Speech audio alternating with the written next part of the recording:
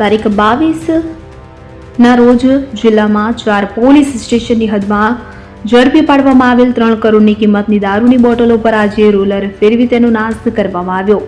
વિગતે વાત કરીએ તો મંજુસર પોલીસ સ્ટેશનના 21 ગુનામાં કુલ રૂપિયા 2.22 કરોડનો દારૂ ઝડપી પાડવામાં આવ્યો હતો કે જ્યારે સાવલીના 22 ગુનામાં રૂપિયા 66 લાખ, ડેસરના 5 ગુનામાં રૂપિયા 8.72 લાખ અને ભાદરવાના 11 ગુનામાં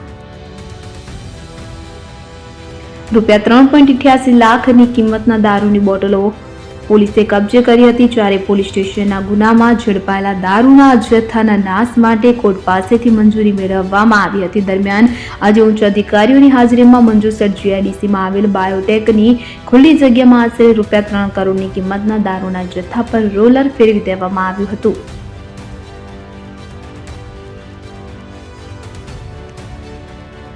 તો રોલર ફેરવતી વખતે અનેક લોકો એકત્રિત થયા હતા.